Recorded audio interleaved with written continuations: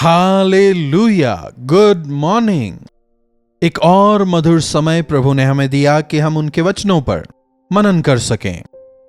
अगर आप विदेश से जुड़ रहे हैं तो गुड आफ्टरनून या गुड इवनिंग, जो भी समय हो, प्रभु के वचन पर मनन करना आनंद की बात है। अगर लाइव में नहीं, बाद में जुड़ रहे हैं, तब भी कोई बात नहीं। प्रभु के वचन को अवश्य सुने, क्योंकि प्रभु का वचन हमारे हृदयों को तरोताजा और दृढ़ करने वाला है। तो आइए प्रार्थना के साथ आज के मनन को शुरू करें। महापवित्र पिता परमेश्वर, आकाश और पृथ्वी टल जाएंगे पर आपके वचन कभी नहीं टलेंगे। प्रभु, आपके वचन हमारे जीवन का आधार हैं। आज दोबारा हमसे बात करें, प्रार्थना यीशु के नाम से मांगते हैं, आमीन। कई लोग कई सारे सवाल करते हैं। मैंने उद्धार पाया है, बपतिस्मा भी लिया है, प्रभु भोज में भी भागी होता हूं, लेकिन मुझसे पाप हो गया, मैं पाप में गिर गया। क्या प्रभु मुझे क्षमा करेंगे? इस समय मेरा उद्धार है या खो चुका? क्या दोबारा मुझे उद्धार पाना होगा, बपतिस्मा लेना होगा? मेरी जो गलती है, जो पाप है, वो काफी भयानक है। मेरा विवेक मुझे कचोट रहा है। सवाल करते हैं। क्या आप भी ऐसा सवाल कर रहे हैं? क्या उद्धार एक ही बार है या फिर बार बार उद्धार पाना है?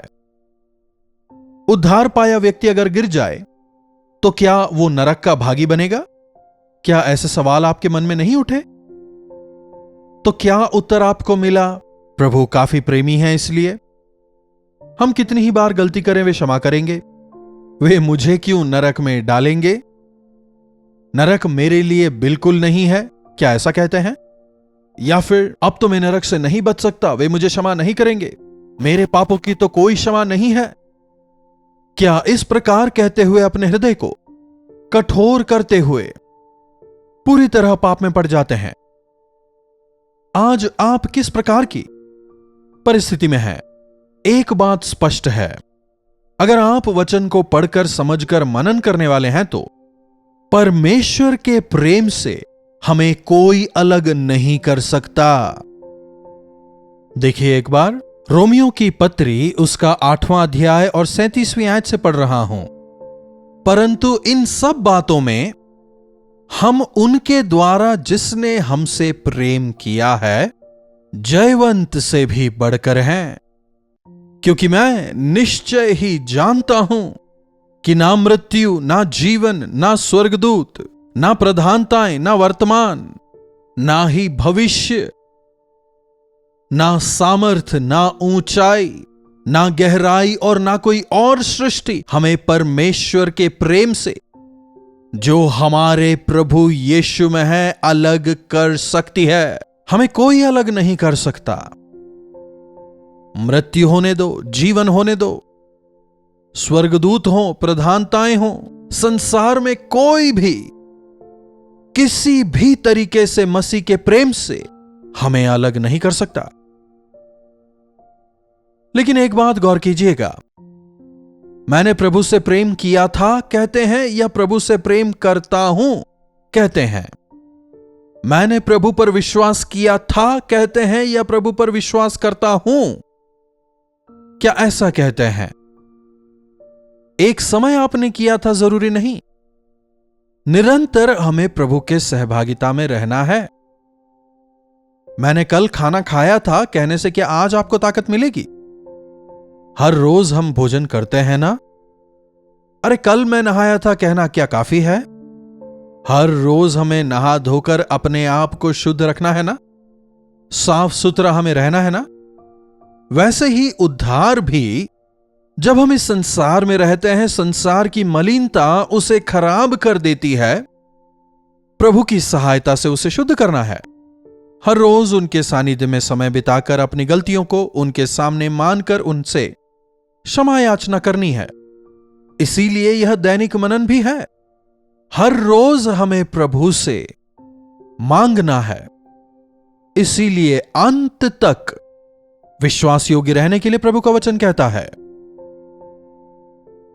मैंने एक बार उद्धार पा लिया, अब बस काफी है, हो चुका, अब मुझे घबराने की आवश्यकता नहीं, सोचे बिना, हमारे उद्धार को लेकर घमंड किए बिना। एक और वचन देखिए, रोमियो की पत्री और उसका 11वां अध्याय 18वीं आयत पढ़ रहा हूं। देखिए, तो डालियों पर घमंड ना करना, जान रख कि तू जड़ को नहीं लेकिन जड़ तुझे संभालती है। मतलब अगर हमने उद्धार पाया है, अगर आज पवित्रता में जी रहे हैं, इसमें हमारा कोई बड़कपन नहीं है, इसमें हमने कुछ हासिल नहीं किया है। अगर आत्मिक तौर पर दृढ़ हैं, पवित्रता में जी रहे हैं, वह प्रभु में जुड़ने की वजह से है। जैसे डालियां जड़ से जुड़ी होती हैं, जैसे कि डालियां जो हैं उन्हें दाखलता से जुड़े रहना है, तभी वे फलवंत हो पाएंगी। वचन हमें बताता है आत्मिक जीवन में यदि आपको सफल होना है, फलवंत होना है, तो प्रभु से आपको जुड़े रहना होगा, अटैच रहना होगा। कई बार हम प्रभु के प्रेम को समझे बिना, उनके अनुग्रह को जाने बिना सोचने लगते हैं कि यह हमारी कुव्वत है, यह हमारी खूबी है। और यदि तू घमंड करे तो जान रख कि तू जड़ को नहीं, जड़ तुझे संभालता है। फिर तू कहेगा डालियां इसलिए तोड़ी गईं कि मैं साटा जाऊं, भला वे तो अविश्वास के कारण तोड़ी गई हैं, परंतु तू विश्वास से बना रहता है, इसीलिए अभिमानी ना हो परंतु भय कर। मुझे यह बात बेहद पसंद है। जब कोई बढ़त मिलती है, कहीं सफल होते हैं, जब लोग हमारी बड़ाई करते हैं, जब लोग हमारी प्रशंसा करते हैं, जब हमें बड़ा दिखाने का प्रयास करते हैं, जब हम कुछ हासिल करते हैं तो घमंड करने लगते हैं। पर बाइबल हमसे कहता है ऐसे समय में घमंड किए बिना भय खाओ, विनाश से पहले गर्व होता है। आज मैं जो कुछ भी हूं प्रभु के अनुग्रह की वजह से हूं, ना भूलें। हमारे सभी विजय प्रभु परमेश्वर के साथ हमारी संगति की वजह से ही हमें मिले हैं। हमारे अपने अंदर कुछ नहीं है। इस बात को हमेशा हमें याद रखना है। अगर हम प्रभु में रहकर भी फलवंत नहीं हो रहे हैं, यहां पर इस्राएलियों के विषय भी हम यहां लिखा पाते हैं। उदाहरण के लिए शाऊल राजा से प्रभु ने प्रेम किया और उसे अपना सेवक नियुक्त किया, राजा होने के लिए अभिषेक किया। लेकिन जब वो अवज्ञा करता है, प्रभु ने डाली तोड़ दी, एक दूसरी डाली को वहां लगाया जाता है, उसके स्थान को किसी और को दिया गया जो कि दाऊद था। अविश्वास की वजह से शाऊल निकाला जाता है और विश्वास की वजह से दाऊद रोपा जाता है। हमारे जीवनों में भी अगर हम अविश्वास को जगह देंगे, स्वार्थ को स्थान देंगे, बढ़ाई को स्थान देंगे, अगर घमंड करेंगे, हम भी छोड़ दिए जाएंगे, तोड़ दिए जाएंगे। अगर एक डाली को तोड़ दिया जाए तो क्या वो किसी काम का होगा, चूल्हे में जलाए जाने के अलावा? आजकल इंसान परमेश्वर को छोड़ रहे हैं। देखिए, प्रभु कभी भी हमें नहीं छोड़ते हैं। मैं तुझे ना कभी छोड़ूंगा ना त्यागूंगा। प्रभु हमें कभी नहीं छोड़ेंगे।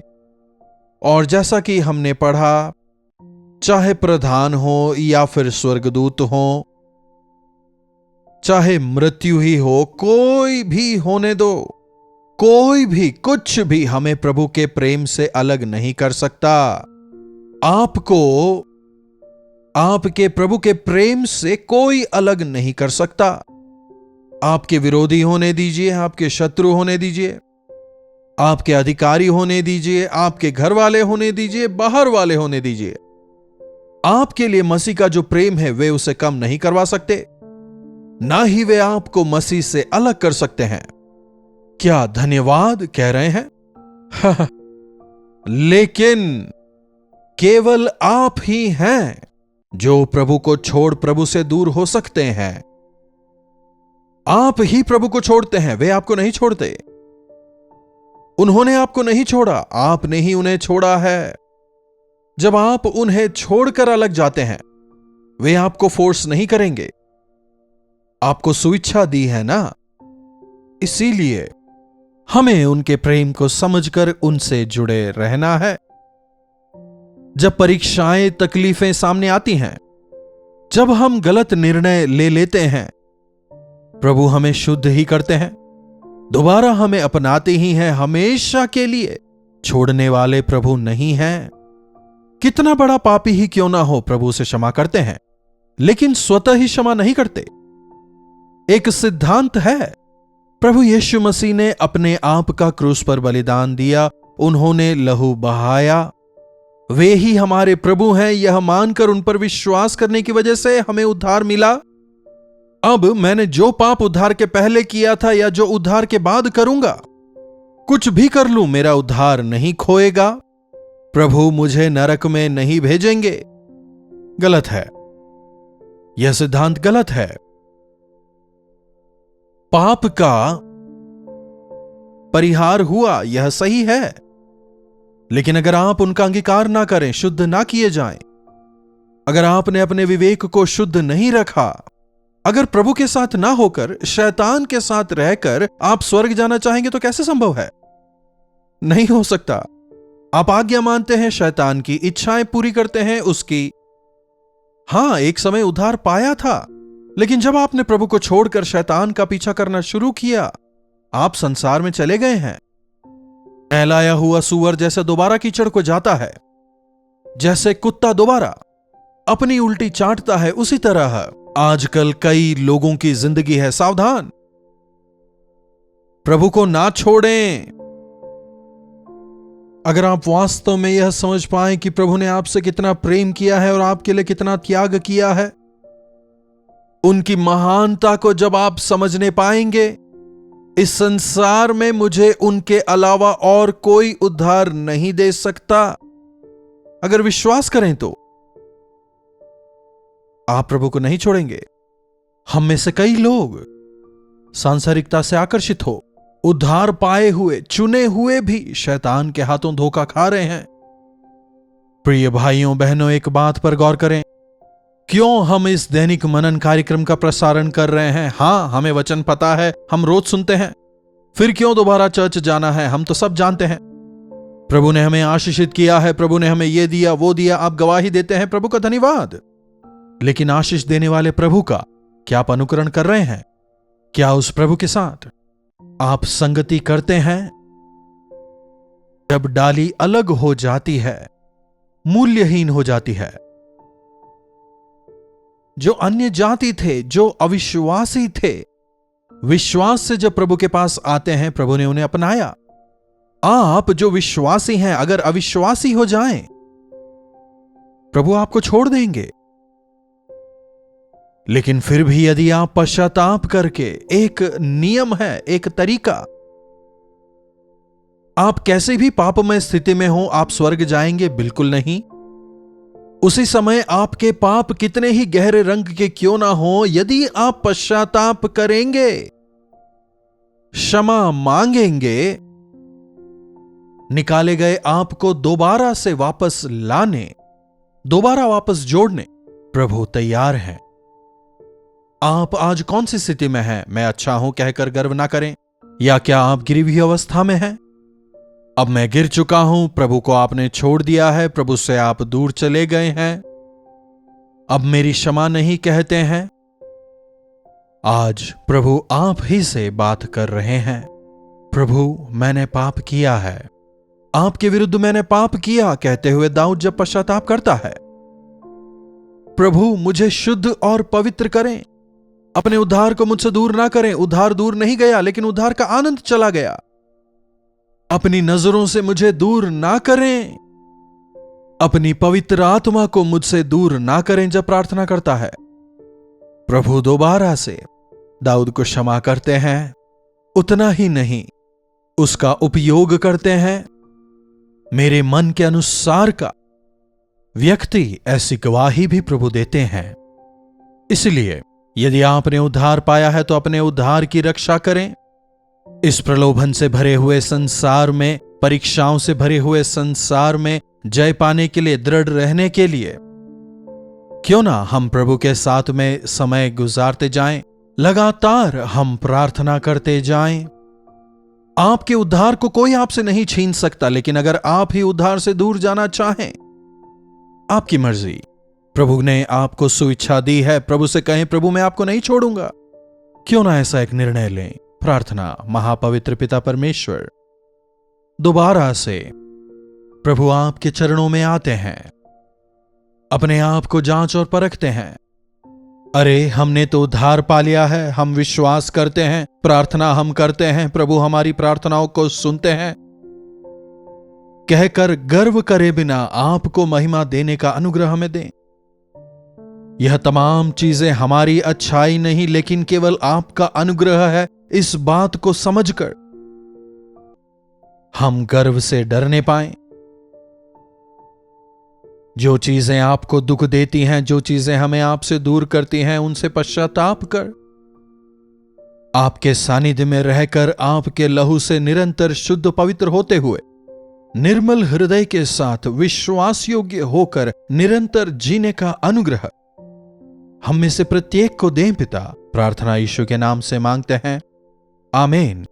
अब हमारे पिता परमेश्वर का प्रेम, प्रभु यीशु मसीह का अनुग्रह, पवित्र आत्मा की संगति और सहभागिता हम में से प्रत्येक के साथ आज, कल और सर्वदा बनी रहे। आमीन। प्रभु की महिमा हो। अपने प्रार्थना विषयों को आप टेक्स्ट या वॉइस मैसेज द्वारा 9884907779 पर भेजें। हम अवश्य प्रार्थना करेंगे। प्रभु आप सबों को आशीष दें। कलवरी दर्शन, ये है प्रेम के दर्शन, यीशु प्रेम के दर्शन।